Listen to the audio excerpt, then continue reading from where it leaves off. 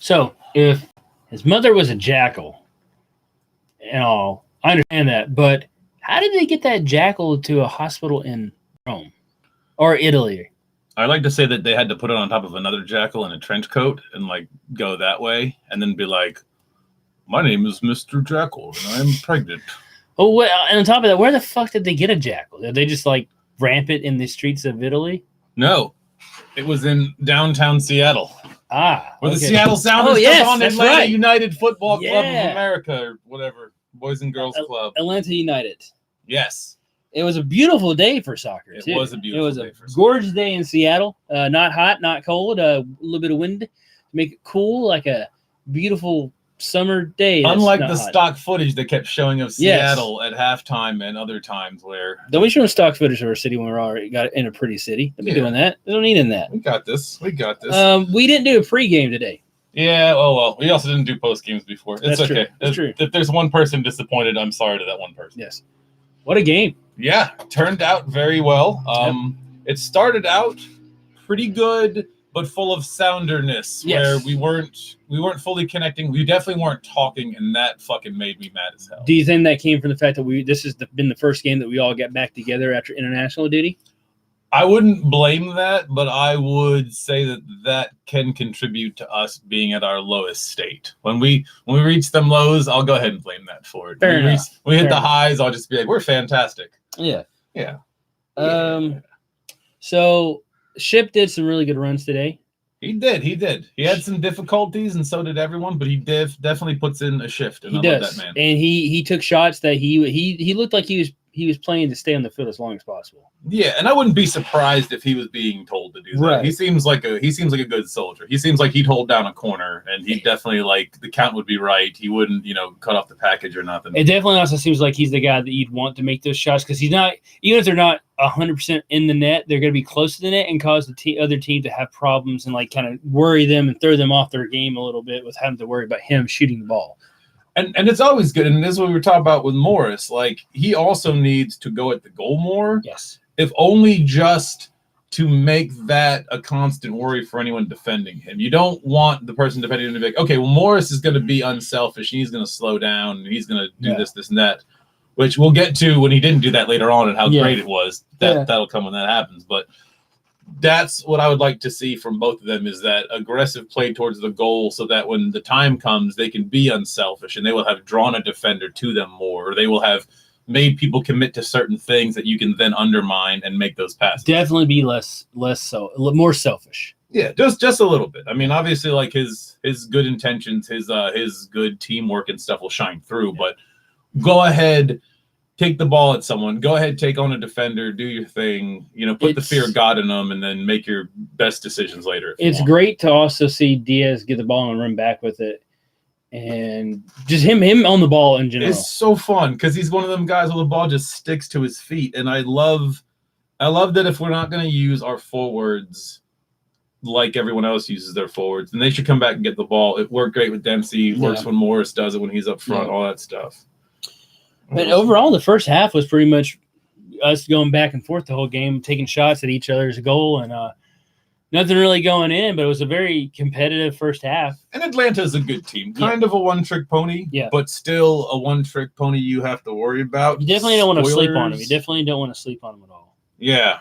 Fucking what else? Oh, I saw some stabbing at the ball that let give and goes go through, which I don't like to see. And I know split-second reactions aren't always right and other things like that, but I just think to keep our heads up in general, especially in this situation on defense, I think would just lead to better containment and just not overcommitting to one play that opens up the next two plays that could damage us. Absolutely. I agree with that 100%.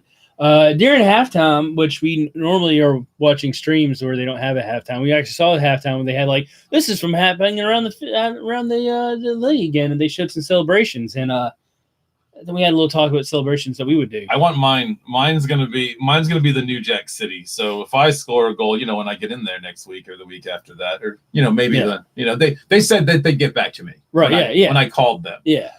We would run to the corner flag and pretend it was a barrel on fire, and then we would just warm our hands and we'd sing, "Living just enough for the city," and I would call it the New Jack City. I think mine would be is I'd go and just run into the net and like be trapped like I was a fly and like have someone act like a spider coming after me. Yeah. To relive the human fly scene. I would like to do that one to the point where we get cards. Yeah. Yeah. That's what I want. Yeah, just go all out as much as possible. And then so the second half started, and well, we did Morris needs to cut a goal. Morris, yeah, we did do that, but he still did runs where he could have been selfish, but he didn't. The kid's not selfish. He is a team player to his core, and I think that's where he's comfortable at. I think I'm not saying he's not a good striker. I think he's a good striker too, but he'd rather be the one that helps get the goals, and the goal falls to him, he'll take it. But he'd rather try to be more of an assist master. I think, and if he can just kind of like switch in his brain and recognize that he's in the attacking third, because what he does, I love, and I love when he's doing it in the middle third. Yeah, everything terrifies me in the defensive third, but that's good. Yeah, but yeah, definitely if he switches in his mind and goes at the fucking goal, because he is like other people where they do amazing things. And so let me just say Rui fucking Diaz. Yeah, man, that may be the goal of the season. That's a scrappy son of a bitch right there. I could watch that goal all day. In fact, when I get home, I'm probably going to watch that goal like 3 or 4 times, because the fact that you get the ball, you knock it up. First, you knock it down with your neck or head. I still can't figure out which one he did it with. Then kick it up around the defender that's on your ass. Yeah. And then fucking clear it into the goal.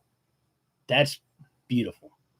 And if I could share Rui Diaz sentiment, I'd give Roldan a big hug. That was a good ball. That was a good little chip. It was. Little chipperoo, and that went fantastic. I really wish that guy could have got his baby to Diaz too, and he was doing the celebrating with the fans. That would have been fantastic. If we just had a picture of Rui Diaz kissing a baby after a goal, like that's the statue right there. Go ahead and put that in. Go ahead and replace all the homeless people in Pioneer Square with statues of Rui Diaz doing things. I mean, I think they should have statues of all previous Sounders that we want. What was it? It was like, have you played soccer for the Sounders? Do you speak Spanish? Statue for you. Put it up. And then, of course, goddamn Martinez. Yeah, Listen, just because I say mean things about him and I say that he sucks and he's a hack and he's overrated and all this other stuff doesn't mean you can't cover. Man's gonna fucking score goals. Okay, you have to watch out for this motherfucker, man. Just because they don't have the other guy anymore who was good at feeding him doesn't mean he won't put a header in where everyone goes, "What the hell just happened?" In fact, he did it so quickly that no one moved in our fucking team to Fry. Everyone just kind of was like, "Huh." You have got to you got to mark that guy. Yeah. And then remember how we talked about how Ship puts in his shift and he just does everything he can for the team. Yeah. He put in a fucking sweet header. That was very textbook, man. That was under the goalie, over the defender, damn near upper 90. Great ball in from Morris too. Yeah, and this is where it's great that boy can. Well, it was a great interception. Yes, that was a good, just like heads up defense in the attacking third. Yeah, which I like, because there are times when we get feisty. When we get feisty and we start chasing people down in the attacking third, but don't leave the middle open. I love those times. That's a lot of fun, and it led to a very nice goal. Yeah, I liked it. I tell you what, I bet you Abdul Salam's legs go all the way up. Yeah, they probably do. I like watching him. He's got a it's not exactly the Nuhu. I think Nuhu gets lower. Yeah. But he still has like really long legs and he's really quick, so it doesn't make any sense how it's working. No, that dude's got some very long legs. Like I feel like if he really wanted to, he could maybe do like get across that field in like 3 steps.